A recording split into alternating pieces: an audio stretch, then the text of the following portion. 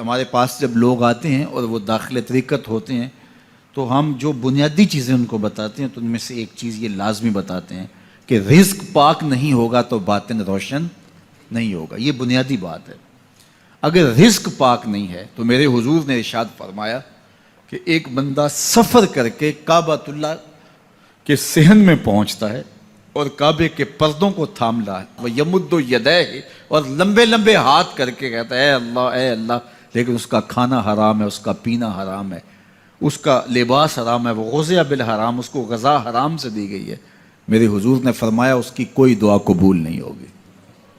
سفر کیا, جنگل پہاڑ کاٹے, سمندروں کو پاٹ کر کے آگے گیا, ہواؤں کے کلیجے چیر کے آگے بڑھا, مہینوں کی مسافتیں طے کر کے گیا اور کعبۃ اللہ کے سامنے کھڑا ہے, سین حرم میں مطاف میں کھڑا ہے, لیکن اس کا جسم حرام سے پلا ہے. اس نے جو پہنا ہے اس لباس کا تانا یا بانا حرام کا ہے, اس کو غذا حرام کی دی گئی ہے, اس نے پیا حرام کا ہے, اس نے کھایا حرام کا ہے, تو پھر اس کا یہ سارا سفر رائے گاں چلا جائے گا, اس کو کچھ نصیب نہیں ہوگا. تو سب سے پہلی شرط اس عنوان سے عقل حلال ہے. اس کے بعد پھر صدق مقال ہے کہ آپ کی زبان جھوٹ نہ بولے. جب کوئی شخص جھوٹ بولتا ہے, روحانیات تو دور کی بات ہے, اللہ کے فرشتے اس سے 1 میل دور ہٹ جاتے ہیں. جب کوئی شخص جھوٹ بولتا ہے تو حدیث پاک میں آتا ہے اس کے منہ سے ایک خاص قسم کی بدبو نکلتی ہے. اس بدبو کو ہم نہیں سونگھ پاتے لیکن فرشتے سونگھ لیتے ہیں, چونکہ فرشتے انتہائی حساس مخلوق ہے, اور وہ جھوٹ کی وجہ سے نکلنے والی بدبو کو سونگھتے ہیں. اللہ نے حضرت امام اعظم امام ابو حنیفہ رضی اللہ تعالیٰ عنہ کو یہ بصیرت عطا کی تھی اور یہ باطنی نظر بخشی تھی کہ جب کوئی شخص وضو کرتا تھا تو اس کے وضو کے پانی سے پہچان لیتے تھے کہ یہ کس گناہ کا مجرم ہے. جب بندہ وضو کرتا ہے تو وضو سے ہاتھوں کے گناہ جھڑتے ہیں, منہ کے گناہ جھڑتے ہیں, تو وہ وضو کے پانی سے اس بات کو محسوس کرتے تھے. اللہ نے ان کو وہ بصیرت عطا کی تھی, لیکن انہوں نے اللہ کی بارگاہ میں عرض کی مالک مجھ سے یہ چیز چھین لے, یہ چیز مجھے نہیں چاہیے. لوگوں کے بارے میں جو ہے وہ ایسا گمان پھر پیدا ہوتا ہے. تو فرشتوں کو اللہ نے وہ حساس جو ہے وہ پاکیزہ وجود دیا, اور ان کی حس ایسی ہے کہ وہ بدبو جو انسان بولتا ہے اور لفظوں سے جو اثرات نکلتے ہیں وہ محسوس کرتے ہیں. تو جب کوئی شخص جھوٹ بولتا ہے تو اس کے جسم سے, اس کی زبان سے جھوٹ کے ساتھ بدبو نکلتی ہے. اللہ کے فرشتے 1 میل دور تک پیچھے ہٹ جاتے ہیں. تو مجھے بتائیے, جو شخص جھوٹ بولتا ہو کیا اسے کوئی روحانی مرتبہ مل سکتا ہے؟ یہ سوچا بھی نہیں جا سکتا, یہ امکانات سے ہی نہیں ہے. اللہ کے محبوب علیہ السلام سے پوچھا گیا کہ حضور کوئی مسلمان, کوئی مومن کیا بزدل ہو سکتا ہے؟ فرمایا نہیں, وہ بہادر ہوتا ہے, لیکن ہو سکتا ہے کبھی اس سے بزدلی بھی سرزد ہو جائے. انسانی کمزوری ہے, کبھی انسان بہت طاقت میں ہوتا ہے اور کبھی انسان کمزور بھی پڑ جاتا ہے. فرمایا ہو سکتا ہے کبھی اس سے ہو بھی جائے. پھر پوچھا کہ بخل کر سکتا ہے؟ فرمایا نہیں, مومن سخی ہوتا ہے لیکن ہو سکتا ہے کبھی اس سے بخل بھی ہو جائے.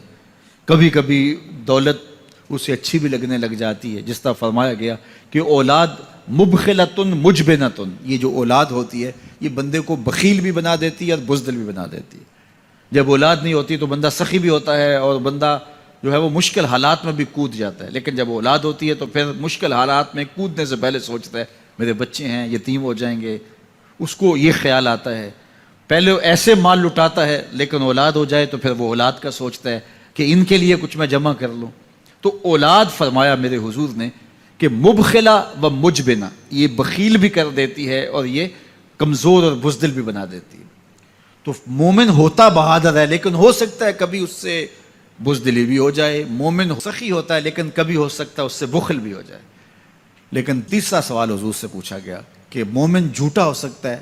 تو اس پہ 2 ٹوک کہا, نہیں جھوٹا نہیں ہو سکتا.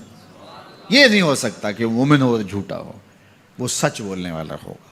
تو عقل حلال اور صدق مقال, یہ 2 خوبیاں جو ہیں یہ اہل اللہ کا ترائے امتیاز ہے, اور یہ مجھے اور آپ کو اختیار کرنی چاہیے.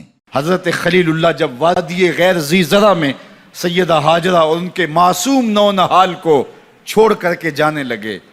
ایسی وادی جہاں حیوانی وجود بھی نہیں تھا، نباتات بھی نہیں پائے جاتے تھے، پانی کا ایک قطرہ بھی دستیاب نہیں تھا، کالے سیاہ محیط پہاڑ جیسے فولاد پگھلا کے ڈال دیا ہو، وہ وادی جہاں دن کو بھی خوف آئے، وہاں حضرت ہاجرہ نے راتیں بھی گزاری۔ کتنا دردناک لمحہ تھا جب سحری کا وقت ہوا، حضرت خلیل اللہ دعائیں دے کے رخصت ہونے لگے، حضرت ہاجرہ سلام اللہ نے آگے بڑھ کے اپنے شوہر نامدار کا دامن پکڑ لیا، تمسکت بیضیالہ، دامن پکڑ کے بولی میرے شوہر نامدار، اس محیب وادی میں، اس پہاڑوں کے دامن میں جہاں دن کو بھی خوف آئے، نونہال معصوم کے ہمراہ مجھے چھوڑ کے کہاں جا رہے ہو؟ حضرت خلیل اللہ نے کوئی جواب نہیں دیا۔ پھر قدم اٹھایا تو زوجہ نے پھر دامن پکڑا، پھر وہی سوال، پھر کوئی جواب نہیں آیا۔ تیسری مرتبہ دامن پکڑا، خلیل اللہ کی جانب سے کوئی جواب نہیں آیا، تو خاتون خود بولی کیا اللہ کا حکم تو نہیں؟ تو حضرت خلیل اللہ نے کہا نعم، ہاں اسی کا حکم ہے۔ حضرت ہاجرہ نے دامن چھوڑ دیا، کہا جائیے، خیر سے جائیے، اگر اس کا حکم ہے وہ ہمیں ضائع نہیں ہونے دے گا۔ جہاں دن نہیں گزارے جا سکتے تھے، پھر اس خاتون نے وہاں راتیں بھی کاٹی۔ وہ وادی جس میں وحشت بھی قدم رکھتی تھی ڈر ڈر کے، جہاں پھرتے تھے آوارہ تھپیڑے بادے سر سر کے، جہاں پر گھاس اگتی ہے، جہاں نہ پھول کھلتے ہیں، مگر وہ سرزمین ہے آسماں بھی جھک کے ملتے ہیں۔ اپنی پاک باز بیوی اور نونہال بیٹے کو چھوڑ کے حضرت خلیل اللہ دعائیں دے کے رخصت ہو گئے۔ تھوڑا سا توشہ تھا، 2-1 دن کے بعد ختم ہو گیا۔ پھر ماں کی چھاتی سے دودھ بھی خشک ہو گیا، نونہال پیاس سے تڑپنے لگا۔ ماں تو پھر ماں ہوتی ہے، تڑپتی ہوئی ممتا کا دل بے قرار ہوا۔ ایک پتھر کے سائے میں معصوم اسماعیل علیہ السلام کو لٹایا اور پانی کی تلاش میں جبل صفا پہ چڑھی۔ اطراف میں آسمانوں کی طرف دیکھا، کہیں کوئی پرندے اڑتے دکھائی دیں اور پانی کا نشان ملے اور میں وہاں سے بیٹے کے لیے 2 بوند لے آؤں، لیکن کچھ دکھائی نہیں دیا۔ تا حد نظر پھیلا ہوا آسمان ہی آسمان ہے اور پہاڑ ہی پہاڑ نیچے دکھائی دیتے ہیں۔ پھر مروہ پہ آئیں، درمیان میں نشیبی جگہ تھی، وہاں بیٹے کا من موہنا چہرہ دکھائی نہیں دیتا تھا، دوڑ کے گزری اور جا کے صفا پہ گھوم کے دیکھا، کچھ نظر نہیں آیا۔ ادھر بھی دیکھ لیا، ادھر بھی دیکھ لیا، لیکن ماں تھی۔ پھر دوبارہ صفا پہ آئی، صفا پہ دیکھا، کچھ دکھائی نہیں دیا۔ پھر تڑپ کے مروہ پہ آئیں، وہاں پھر دیکھا، کچھ دکھائی نہیں دیا۔ پھر صفا پہ آئی، کبھی صفا پہ کبھی مروہ پہ، تڑپتی ہوئی ماں کی ممتا، بے قرار دل، ادھر پانی کی پیاس سے تڑپتا ہوا معصوم اسماعیل پتھر کی اوٹ میں، درمیان سے ماں گزرتی ہے تو بھاگ کے گزرتی ہے کہ بیٹے کا من مونا چہرہ بھی نگاہوں کے سامنے رہے۔ ذرا منظر تو دیکھو کتنا دل آویز ہے۔ اللہ اکبر، سینوں میں پتے پانی ہو جائیں، پتھر بھی ہو تو پگھل جائے اس زہرہ گداز داستان سے، لیکن اللہ پر توکل اور ماں کی بے قراریاں، کبھی صفا پہ کبھی مروہ پہ، زبان پہ شکایت نہیں ہے۔ پھر جب مروہ پہ پہنچتی ہیں، 7 چکر مکمل ہو گئے، تو ادھر کیا دیکھا کہ معصوم اسماعیل ایڑیاں رگڑ رہا ہے۔ ماں کا دل ڈولنے لگا کہ بیٹا آخری لمحوں میں دوڑی کہ بیٹے کو جا کے اپنی چھاتی سے چمٹاؤں، ہو سکتا ہے 2 قطرے دودھ کے اس کی زندگی کی آس بندھا دیں۔ تو ماں دوڑتی ہوئی آئی، لیکن جب قریب آئی تو منظر بدلا ہوا تھا۔ معصوم کی ایڑیوں کے رگڑنے سے تازہ چشمہ پھوٹ رہا ہے، پانی ہے کہ بے قابو ہونا چاہ رہا ہے۔ آگے بڑھی، جلدی جلدی مٹی کی منڈھیری کرتے ہوئے کہا زم زم، رک جا رک جا۔ اللہ اکبر۔ ہاجرہ سلام اللہ علیہا نے حضرت اسماعیل کی محبت اور اپنے رب پر توکل کی انوکھی اور البیلی داستان رقم کی۔ کہا ہاجرہ تو نے بھی حد کر دی، لیکن قیامت تک تیری راہوں کو بھی جلوہ گاہ بنا دیں گے۔ یہاں نبی بھی دوڑیں گے، ولی بھی دوڑیں گے، غوث بھی دوڑیں گے، کتب اور ابدال بھی دوڑیں گے، شہنشاہ بھی دوڑیں گے، کج کلا بھی دوڑیں گے۔ یہ دوڑنا ہم عبادت بنا دیں گے، حتیٰ کہ امام الانبیاء بھی ان راہوں کی سائی کرتے رہے۔ عجیب رنگ، عجیب منظر اور عجیب کیف کا عالم۔ اچھا، یہاں رک کے ایک بات کرنا چاہوں گا، اگر آپ کی توجہ ہو، جہاں حضرت ہاجرہ دوڑیں اور ان کے مبارک قدم وہاں لگے اور لگ کے ہٹ گئے، عارضی نسبت ہے، مستقل نسبت نہیں ہے۔ جہاں ان کے قدم لگ کے ہٹ گئے وہ جگہ تو جلوہ گاہ بن گئی، اور جہاں حضور خود جلوہ فرما ہیں وہ گنبد خضرا جلوہ گاہ کیوں نہیں ہو سکتا ہے؟